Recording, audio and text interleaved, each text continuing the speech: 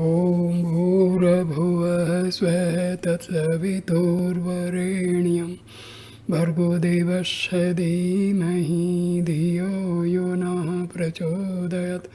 ॐ शान्ति शान्ति शान्तिः। अरुणाचल शिव अरुणाचल शिव अरुणाचल शिव अरुणाचला। भगवान श्री रामना महर्षि was emphasizing the importance of true silence. See, people misinterpret the meaning of silence as per the normal and the prevalent definition of silence is not talking, keeping the mouth shut. But in actual sense, and as per Maharshi Ramana, the state of thoughtlessness is the actual and true silence. There should not be any arising of thoughts from the Atma. When the thoughts cease to arise from Atma, this is the true silence. So we must adhere to this meaning of silence, not the prevalent meaning of silence that not talking, not opening the mouth, not in the speaking terms with others. But that is not the actual meaning of silence. Silence means there should not be any thought, there should not be any thought arising from the Atma. So, how Maharshi used to talk about this? There is one incident.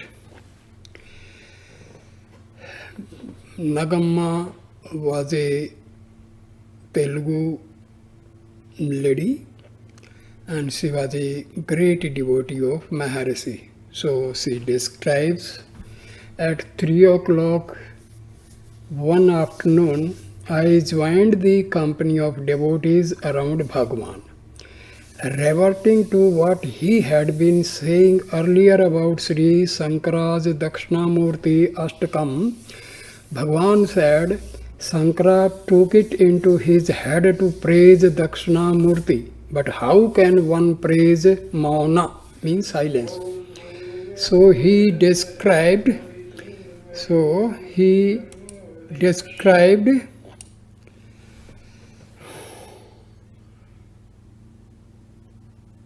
Srishti, creation, Sthiti, preservation, Laya, dissolution, and offered salutations to Dakshinamurti, who is the embodiment of all three. In what other way could silence be praised? Taking up the thread of the conversation, one devotee said, Dandapani Swami told us that one Shivaratri day, many years back, all the devotees gathered around Bhagwan and sat down saying, Today Bhagwan must explain to us the meaning of the Dakshinamurti Ashtakam. However, Bhagwan sat silent for a long while, smiling but not speaking. They then went away, feeling that Bhagwan, by his continued silence, had given them to understand that silence alone is the true meaning of the verses. Is that so? Bhagwan confirmed that it was so. I then added, so that means that Bhagwan gave a silent commentary and Bhagwan confirmed this also. Someone else said, then true silence means abiding in the self, does not it? Bhagwan, yes, of course. Without the self, how could it be silence? Devotee asked, That is just what I am asking. Would it be silence just to refrain from speaking without abiding in the self? Bhagwan replied, how could it be? Some people talk of keeping silence when all the while they keep on writing messages on bits of paper on a slate. Is not that activity of the mind just the same? Another devotee intervened. Then is there no benefit at all from simply refraining from speech? Bhagwan, a person may refrain from speech in order to avoid the obstructions of the outer world, but he should not suppose that that is an end in itself. True silence is really endless speech. There is no such thing as attaining it because it is always there. All you have to do is to remove the worldly concerns that cover it over. There is no question of attaining it. In the meantime, news came that some broadcasting society was thinking of recording Bhagwan's voice. Laughing, Bhagwan said, oh, is that so? But my voice is silence, is not it? How can they record silence? That which is silence, who could record it? The devotees sat quiet, exchanging glances, and the hall became absolutely silent.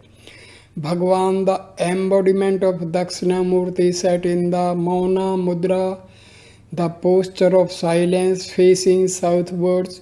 That living image, his body was radiant with the light of Atma. What a good day it was today. Silence in the presence of Bhagwan had no feeling of constraint about it. It was a living, vibrant silence. It was in silence that the power of his presence and the emanating of the grace was most keenly felt. The same is to be felt now also. One meaning of the name Dakshinamurti is the southward facing. The Guru is the spiritual North Pole and therefore traditionally faces south. So, silence is to be free from thoughts. There should not be any thought, and this state is known as silence.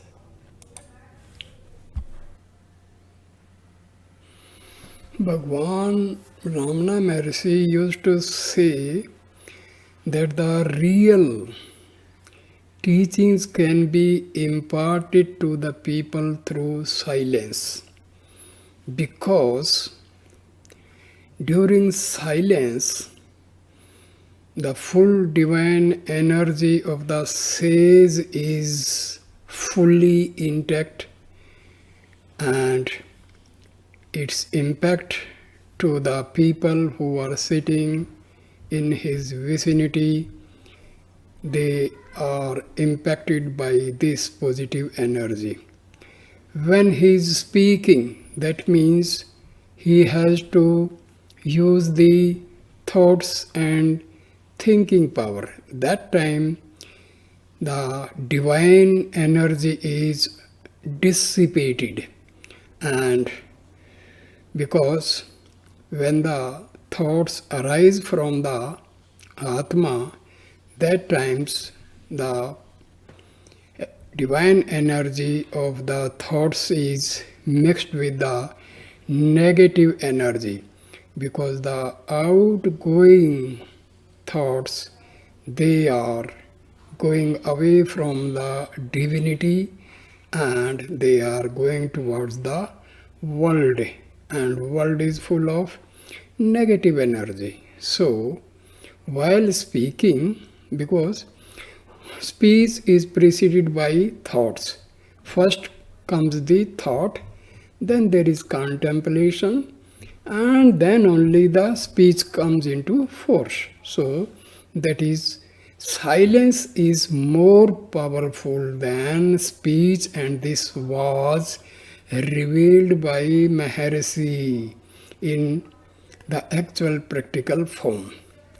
Because most of the time, while devotees were sitting around him, he was keeping silent. And people, they were completely impacted by the divine power emitted by the Maharshi. So, silence means the full divine force is there, and the teachings can be imparted in the silence mode. And this is another example is Dakshinamurti. He imparted his teachings to the old devotees of his only without saying even a single word by mouth. He was imparting his teachings in silence, means without speaking. So, power of silence is very much true. So, most of the time we should sit in meditation mode and try to keep the state of our mind going inwardly. When the mind, ego, go inwardly, that time they come under the influence of the Atma, and mind becomes pure, and almost this mind becomes the part of Atma. So when there is no mind means no speech. So this is the real and true silence. And that time the teachings can be imparted to the people. See, it is said that in Himalayas there are very ancient time sages, they are meditating, they are in penance there, and they are imparting this spiritual knowledge to the whole world through their silence. So we must understand the importance of silence and try to keep our mind silent.